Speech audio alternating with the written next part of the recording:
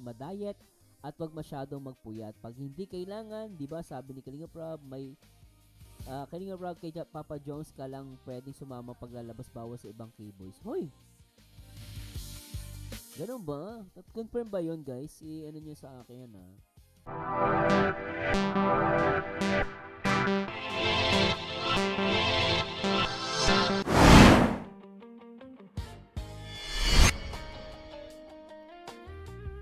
Hi guys! Magandang araw po sa inyo lahat. Ito po ang paborito niyong reactor, ang nag-iisang baliw pero nakakaliw, ang nag-iisang Marzano TV 2.0.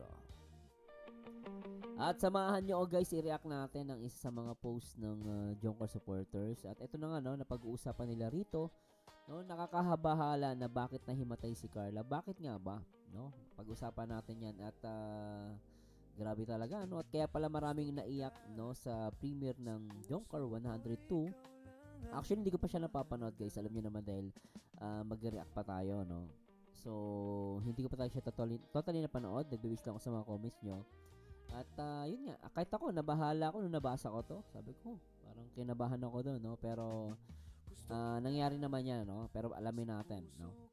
At pag-usapan natin, no? At kung may pakialam ka at gusto mong maki-update, samahan nyo guys na mag-react. At syempre, shoutout mo din po muna sa lahat ng mga kapwa OFW natin. Ingat po kayo palagi dyan. Samahan nawa kayo ng Panginoon sa inyong pagtatrabaho, no? At ingat kayo dyan. Mahirap po magkasakit, lalo na ngayon malamig na. At syempre, shoutout muna natin si Kuya Bal Santos Matubang, Ate Edna, at syempre ang nag-iisang Kalinga Prab. Anyway guys, hindi ko na papatagalin sa basahin natin, no? Sabi rito, sabi niya dito, nakakabahala na bakit nahimatay si Carla. So sabi ni Ma'am Priscilla Caburao Belbar, no, sobrang sa diet kain din minsan, lalo na kung busy sa school, tas kulang sa tulog, kaya ingat po. So there's a possibility, no, na nasobrahan talaga. At kay sa diet, no, pero maaring pagod yan, no.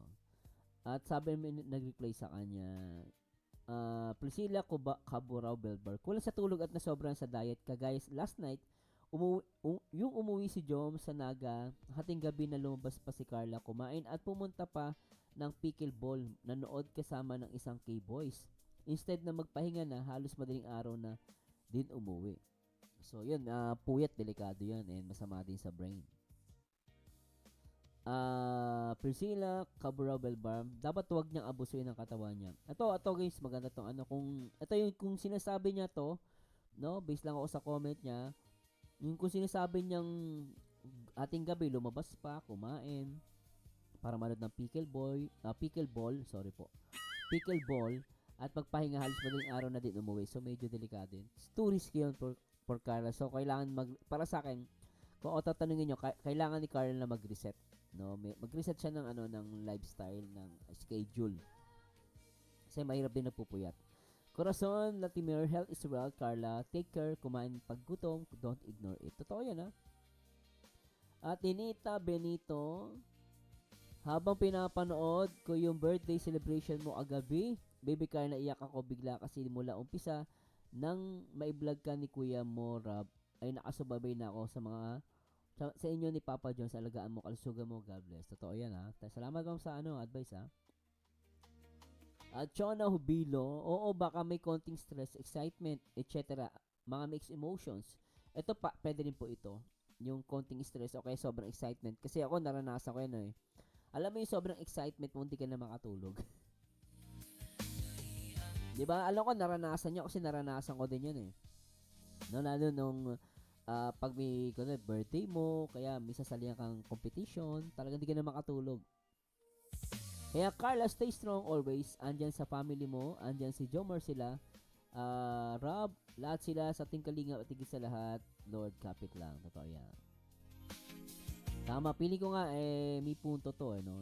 Yung mixed emotions. And kasi nakaka-affect yun sa natin, nervous system natin, di ba? Rebelita Yanza, Chona Hubilo, yes, Sisi, mixed emotion na siguro. Sa school, pwede rin. Baka kulang sa tulog, excitement, prayers for you, baby Carla, once in a while, relax. Ano to? We love you both with your agong. Jamie B. Zamora.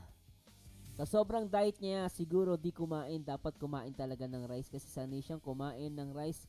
Nangihina ka talaga kahit lang konti. Kaya pala napauwi bigla si Jomar noong gabi. Kahit gabi alala siya sa agom niya. Ay, pero nakakatawa si Kuya Neil at Kuya James may bulong na himatay si Carla Pambihira. Si Nanay Cynthia nga nag-reveal. So sila Kuya Neil at Kuya James pala ang nag nito, bulong, ano? Pero yung sa rice, hindi naman po masama ang rice.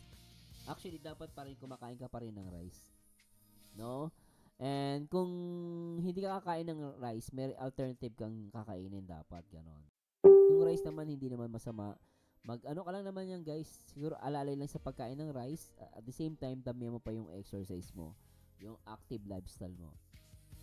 Devin Rio Veros. Ingatan mo sarili mo, baby Carla, pag nag-aaral, wag masyadong madayet at wag masyadong magpuyat. Pag hindi kailangan, di ba sabi ni Kalinga Prab, may Kalinga Prab kay Papa Jones ka lang pwedeng sumama paglalabas bawas sa ibang keyboys. Hoy! Ganun ba? Confirm ba yun, guys? I-ano nyo sa akin, ha? Oo, kasi dapat kay Papa Joms lang. Siguro nagpasama hindi naman pa pwedeng madaling araw lalabas ka, manood kang pickleball.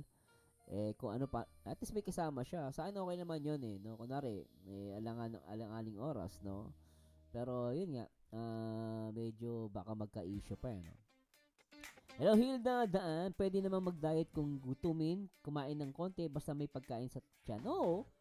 Iba ginagawa mo, umiinom lang sila ng tsaa, diba? Iba ginagawa kumakain. Kasi minsan, nasanay lang yung katawan natin pero di na tayo gutom.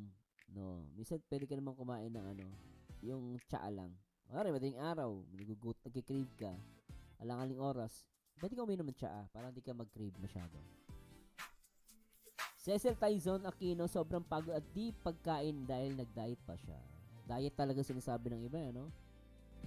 At kay Jelly Pelicano, di ba nag-diet po kasi baka hindi kumain kaya siguro nahimatay.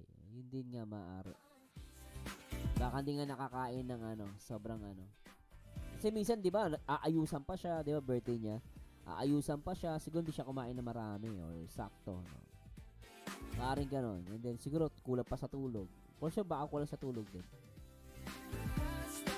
Anita Limzam Kalado, sa sobrang pagod siguro Ma'am April, no? Kawawa naman ang baby Carl natin. Hectic kasi schedule talaga. Pero carry pa din yan. Andyan ang family niya, ang Kalingap at si Papa Jones, maalagaan siya.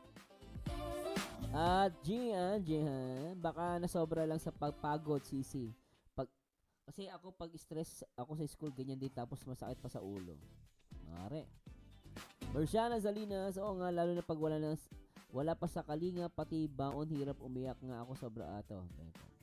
Mariales Ramirez, pag lack of sleep at pagod, tapos diet din, nag-exercise pa yon. Pag lack of sleep at pagod, tapos diet din, nag-exercise pa yon. Ginamit ni Kalingap Jomar noon. Ihina ka, dapat full of sleep, tama yon. Full of rest, paggamit ka kasi at pagod din, sigurado sila laging binablog, nakikita walang pahinga.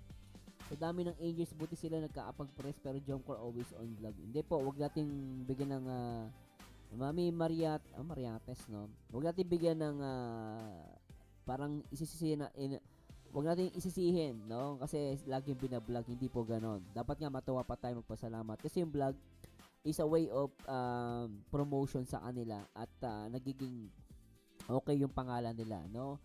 Kapag hindi ka masyadong binablog, like pahinga, hindi ka masyadong makikilala. At yung vlog naman po, hindi naman nakakapagod yan. Hindi yan, Ang masama po talaga, siguro yung lahat lang sobrang masama, sobrang diet, sobrang puyat. Sinasabi nga ng iba na lumabas pa daw ng madaling araw. So, medyo sabi ko nga, di maiwasan kabataan. At ginagawa ko naman yon. And later on, binago ko din yung lifestyle ko kasi kahit naman ako ngayon nakapagpuwet ako, nakikita niyo na nagpupuwet din ako. So, hindi maiwasan yun. Pero syempre, as much as possible, baguhin ni Carla yung kanyang tawag dito, yung kanyang time of sleep, no? Tama kayo doon sa puntong full sleep and full stress. Actually, hindi naman dapat full eh. Dapat enough sleep at enough rest. Enough balance lang. Hindi naman masama din sobrang tulog. Saka sobrang pahinga, masama din yun. Basta lahat ng sobrang masama. Kahit nga sobrang pogi eh. Masama yun. Okay po ba? Pero huwag natin sisihin yung vlog ha. Baka magka-issue na naman. Ang pagbablog po, hindi po makakapagod yan. Hindi nakakapagod yan. Baka masisi pa eh. At Rosie, Rica Franca, Carla, baka over na ang pag-diet mo. Hindi rin maganda ang pagpapayat ng sobra kumain kayo sa tamang oras. Tama rin to kung tama, magagandang advice. Saka basta kain pa rin siya ng rice. Ako, makain pa rin ako ng rice eh. Kasi pag binigla mo yan, manghihina ka talaga. Basta kailangan mo din ng rice. Damihan mo lang ng ng workout, ganon. So anyway, hindi ko na papatagalin guys. Simpleng reaction video lang to. Kung may nasabi po o mali, just let me know. Pero sa akin, ingat lang si Carla, no? Mahal na mahal ka ni Papa Jones, tandaan mo, kaya ingatan mo din sarili mo. No, at the same time, marami din umaasa sa iyo, no? Yung family mo, yung syempre yung mga supporters mo. Pero normal po ito kasi minsan pag talagang sobrang pagod mo, nawawalan ka ng minsan yung hindi ka nakapagpahinga ng nasa tamang oras o ano. So, talagang lalambutin ka. So anyway, please comment down below guys. Please educate me kung may nasabi po o mali. No? Please let me know in a nice way. And sa tingin nyo guys, kung meron pa kayong ibang alam na dahilan kung bakit nga ba nahimatay si Carla, no, please comment down below. And please educate me guys.